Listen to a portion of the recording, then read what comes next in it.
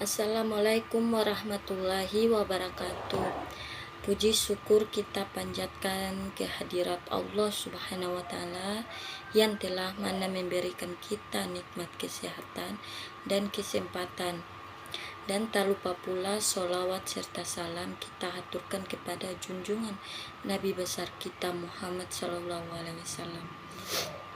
Baik, pada kesempatan kali ini saya perkenalkan, nama saya Nur Hasna Sangaji, kelas 5B, Prodi Ekonomi Pembangunan, mata kuliah kontrak sumber daya manusia dan ketenagakerjaan. Di sini saya mau membahas sedikit materi tentang konsep dasar dan analisis pasar tenaga kerja. Konsep-konsep dasar di pasar kerja atau tenaga kerja adalah tempat bertemunya permintaan dan penawaran tenaga kerja, di mana perusahaan atau pemberi kerja mencari tenaga kerja yang dibutuhkan untuk menjalankan bisnis, dan tenaga kerja atau pencari kerja menawarkan keterampilan mereka. Konsep dasar kerja ini dia meliputi poin pertama, permintaan tenaga kerja, yaitu jumlah tenaga kerja yang dibutuhkan oleh perusahaan dalam berbagai sektor ekonomi.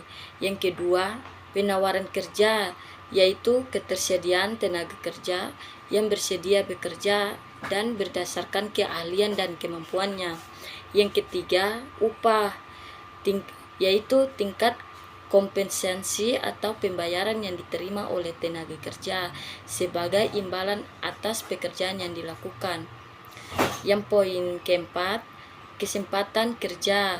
Kesempatan kerja ini seperti peluang kerja yang tersedia dalam pasar yang berhubungan dengan keahlian dan kebutuhan perusahaan. Yang kelima, ketenaga kerjaan dan pengangguran.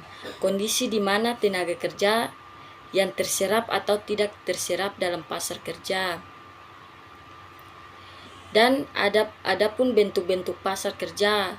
Pasar kerja ini dia memiliki beberapa bentuk yang berbeda tergantung pada sifat pekerjaan dan hubungan antara tenaga kerja dengan pemberi kerja. Antara lain, yang pertama itu pasar kerja formal. Yang kedua, pasar kerja informal. Yang ketiga, pasar kerja primer dan sekunder. Yang keempat, pasar kerja tersegmentasi.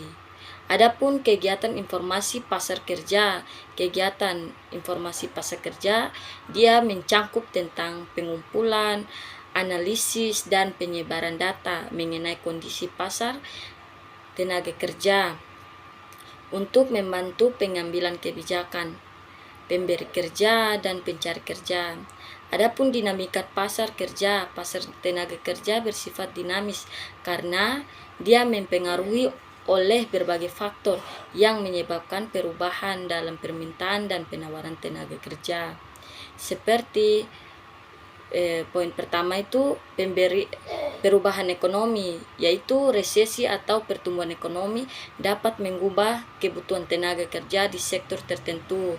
Yang kedua, perubahan teknologi, inovasi teknologi dan menciptakan jenis pekerjaan baru dan menghilangkan beberapa jenis pekerjaan yang lama.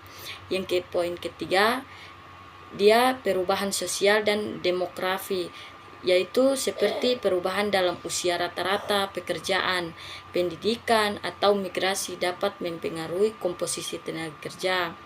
Yang keempat, globalisasi, yaitu persaingan internasional dan aliran modal internasional dapat mempengaruhi struktur dan kondisi pasar tenaga kerja di suatu negara. Ya baik, itu saja yang bisa saya sampaikan. Apabila ada kesalahpahaman dalam ucapan kata mohon maaf. Wassalamualaikum warahmatullahi wabarakatuh.